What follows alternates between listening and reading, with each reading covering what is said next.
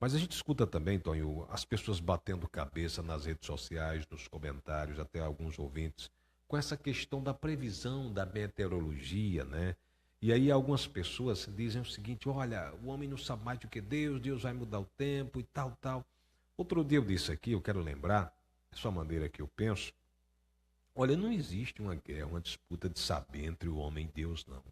Porque o homem é a criação de Deus. Nós somos as crianças de Deus. Você que é pai, você que é mãe, imagine o amor que você tem com seus filhos, né? E quando eles são pequenos, rapaz, tudo que eles fazem, é uma alegria. Já pensou quando seu filho começa a falar, quando seu filho começa a andar, começa a apontar para as coisas, a gente fica feliz demais, né? A gente gosta de ensinar as coisas aos filhos e a gente fica feliz quando a gente vê que eles estão aprendendo, estão se desenvolvendo. Qual o pai que não fica feliz quando um filho chega e diz: papai, terei 10 na prova, passei ou foi aprovado em tal coisa? Assim é Deus com a gente. Nós somos as crianças de Deus, nunca esqueça disso. Não existe essa história de Deus ficar com raiva da gente porque a gente descobriu algo, porque a gente inventou algo, porque a gente estudou, a ciência descobriu. Não, gente. A ciência, o nosso saber, é um presente de Deus. E pode ter certeza que toda vez que a gente faz um avanço, que a gente descobre a cura para uma doença, que a gente inventa uma tecnologia que vai trazer coisa boa para a gente, Deus fica feliz com isso. Porque Deus quer que a gente encontre a felicidade. Deus fez a gente para a gente ser feliz. Aí você pode dizer: Marcos Oliveira, mas por que tem tanta gente passando fome, tem tanta violência no mundo? Isso é Deus que quer? Não. Essa aí já é da parte humana, porque a gente não aprendeu ainda a viver em comunidade. A gente ainda é tão mal informado e controlado por algumas forças que quer só guerra, só divisão, né? Só aperreio. Aí, portanto, existem essas coisas aqui. Agora, sabe o que é que Deus quer de você? A sua felicidade. Deus te ama muito, muito e muito. E Ele só pede uma coisa: que você seja feliz. Só isso que Ele quer.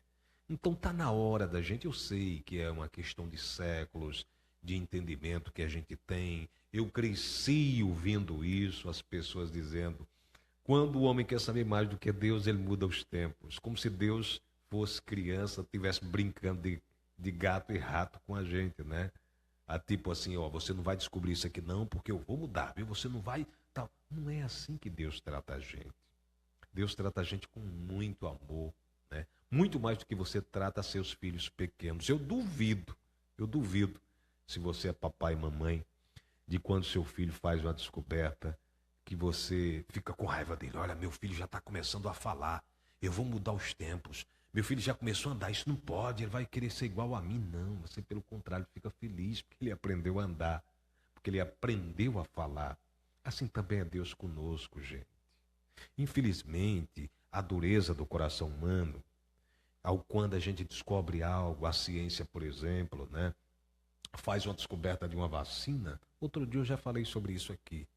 Aí vem os homens de coração duro que só pensam em ganhar dinheiro.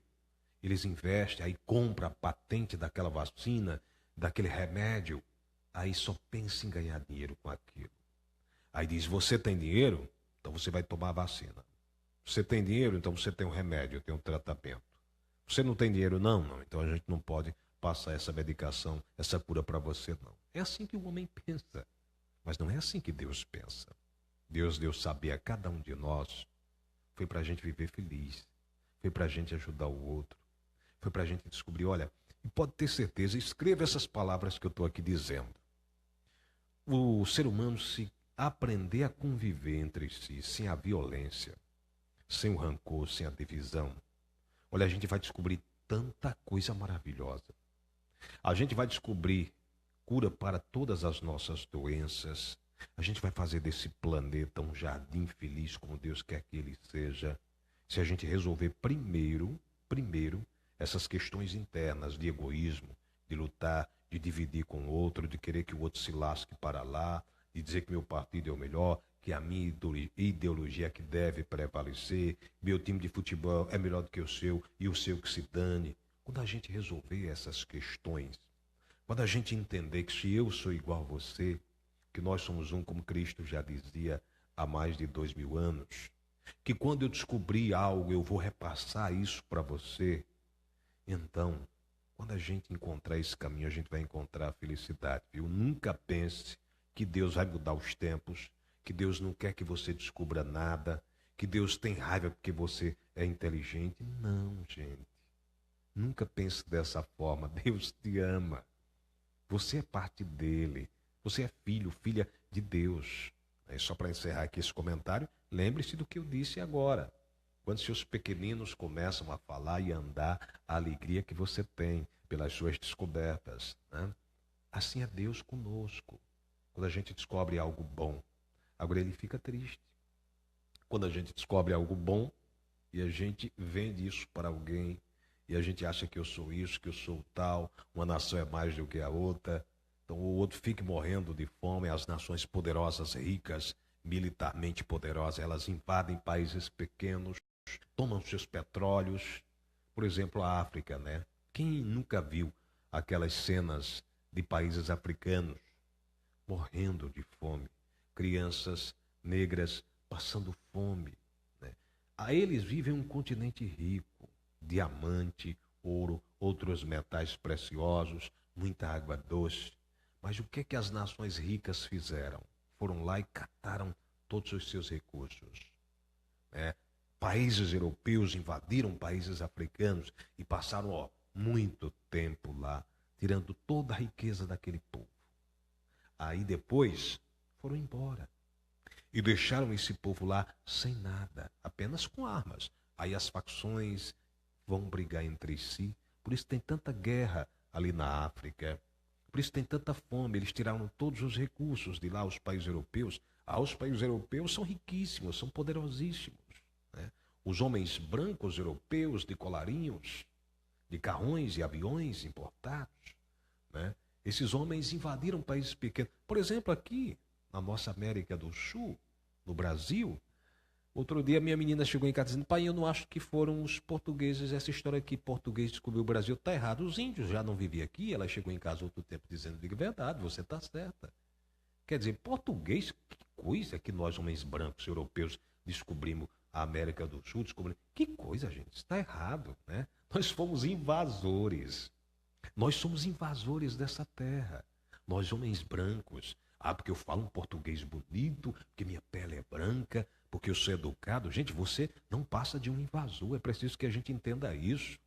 Outro dia me contaram uma história, Tonho, e interessante foi minha filha que chegou também com essa história. Disse que em um determinado local tinha um restaurante de comida típica indígena, aqui no litoral da Paraíba, né? Aí disse que chegou uma família indígena morrendo de fome e foi almoçar. Mas não, vocês têm dinheiro e não vá para lá. Não, mas o restaurante não é de comida indígena? É sim, mas vocês não podem, não. Vocês não têm dinheiro. Ou seja, nós nos apoderamos da cultura deles, mas a gente não quer que eles participem da cultura que foi deles, que a gente tomou, né? A tapioca, a rede que a gente dorme se balançando e tantas outras questões culturais que a gente absorveu do povo indígena e a gente acha hoje que é nosso, não é do povo indígena. Então a gente tem que perceber. Aí você está dizendo: Marcos, mas você disse tanta coisa com um homem branco agora, mas você é branco, né? Claro que eu sou branco. O homem branco é mais do que o indígena? É não, do que o africano é não. O africano é mais do que o branco? O indígena é mais do que o branco? É também não. Aí eu volto ao que eu disse agora: nós somos filhos de Deus, tanto o índio, como o homem negro, como o branco, como o amarelo asiático. Nós somos filhos dessa terra, nós somos herdeiros dessa terra. A gente só não pode sair subjugando uns aos outros. Porque eu sou branco, eu sou mais do que o negro, do que o índio. E eu vou tomar de conta da cultura deles, eu vou tomar a terra deles, né? Eu vou tomar a cultura deles.